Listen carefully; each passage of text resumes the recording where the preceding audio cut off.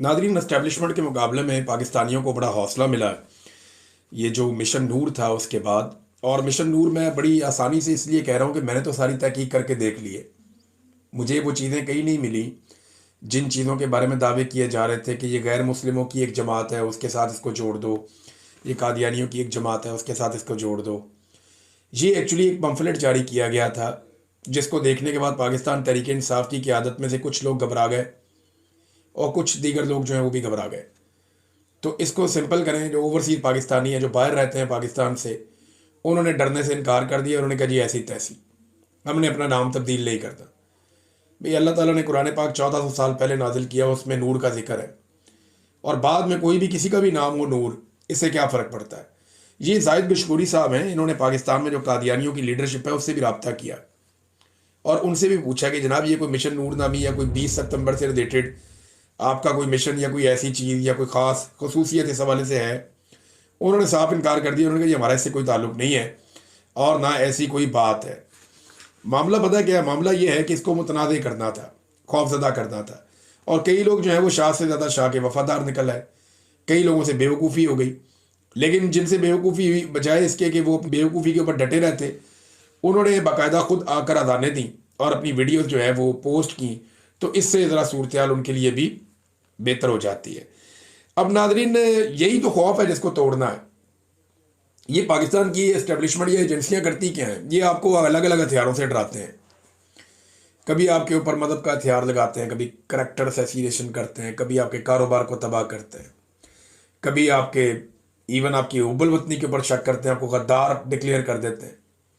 तो ये एजेंसियों का पुराना खेल है। इसी खेल को तो तोड़ना है, इसी के रूल्स तो बदलने हैं कि आप ये नहीं कर सकते, हम फैसला करेंगे कि हमने क्या करना है। हमारे ईमान का फैसला हमारा रब करेगा। हम मुहिब्बे वतन हैं, ये हमारा दिल हमें बताता है, हम खुद ये फैसला कर लेंगे। हमारा करैक्टर कैसा होना चाहिए हम डिसाइड करेंगे। आप हमारी पुलिसिंग नहीं कर सकते इन मामलात में। एजेंसियों का ये काम नहीं है ना, उनका काम मुल्क की हिफाजत करना है दुश्मन से।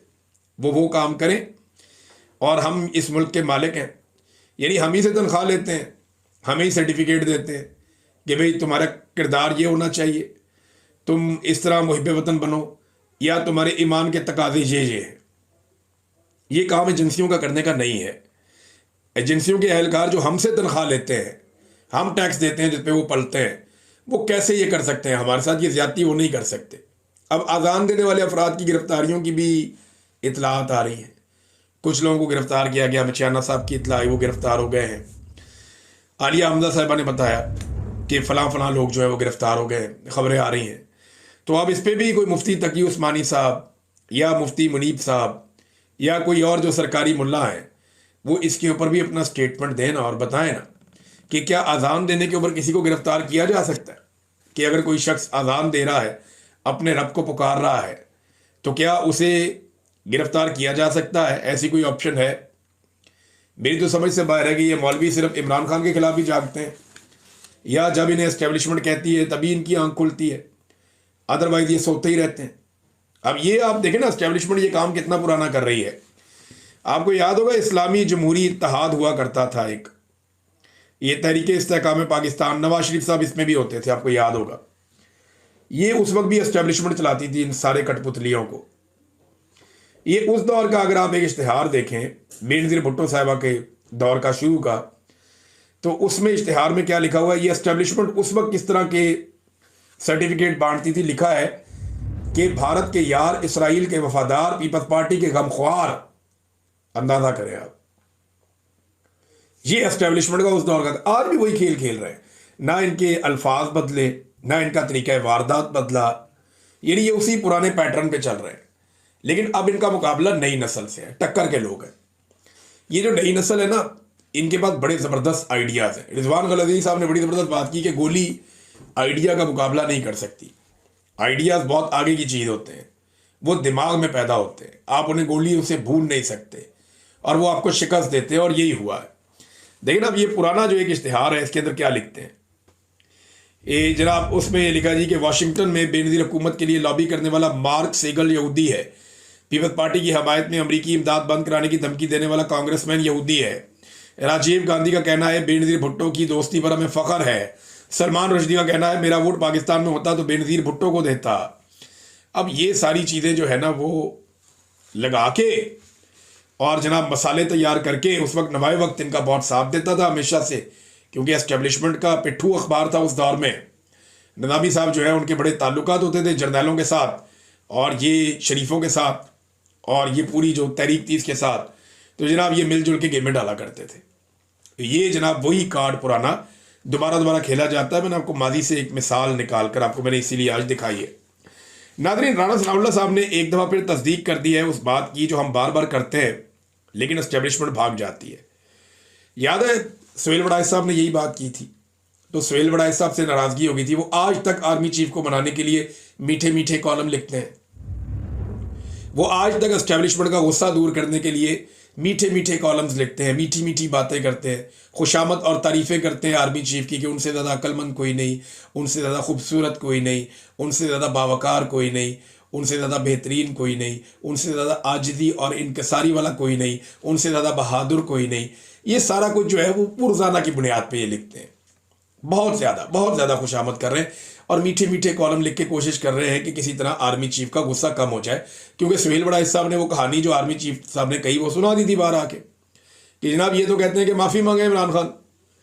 اب رانا ثناء اللہ صاحب نے بھی ایک دفعہ پھر تصدیق کر دی کہ پاکستان تحریک انصاف سے بار بار کہا گیا، یہ نہیں کہہ رہے کہ میں کہتا ہوں یا ہم کہتے ہیں، بار بار کہا گیا جب اس طرح کا صیغہ استعمال کیا جائے نا جہاں پہ جو فائل ہے وہ غائب ہو، تو آپ سمجھ لیں فائل جو ہے وہ پاکستان کی ایجنسیاں ہیں، کام ڈالنے والا پاکستان کا، کہنے والا پاکستان کی ایجنسیاں ہیں.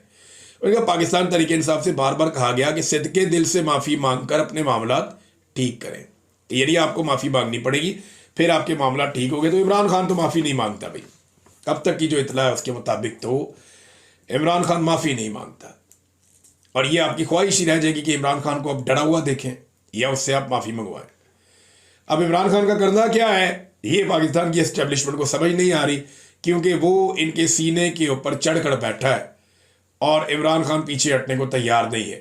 بڑے لوگوں نے سمجھایا، بڑے لوگوں نے منت ترلا کیا، بڑے لوگوں نے عمران خان صاحب کے لیے کالم لکھے، پروگرامز کیے، جا کر ملتے رہے کہ اللہ دا واسطہ ہے انی معافی مانگ لو، چلو انی گل کر لو. عمران خان نے ایک قدم پیچھے ہٹنے سے انکار کیا.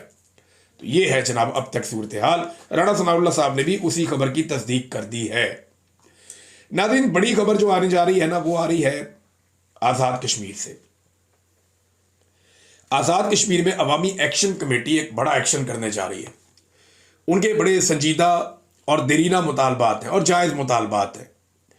وہ مطالبات میں آپ کے سامنے رکھتا ہوں، لیکن پہلے آپ کو میں ایک اور چیز دکھاتا ہوں. ذرا یہ تصاویر آپ دیکھیے، بڑی انٹرسٹنگ ہے. یہاں پہ یہ مزدوروں کو بھر بھر کے لے جایا جا رہا ہے راولپنڈی سے اور انہیں پہنچایا جا رہا ہے آزاد کشمیر. وہ کیوں؟ انہیں آزاد کشمیر پہنچایا جا رہا ہے دیگر شہروں سے اکٹھا کر کے کہ وہاں پہ ایک جلسہ کرنا ہے.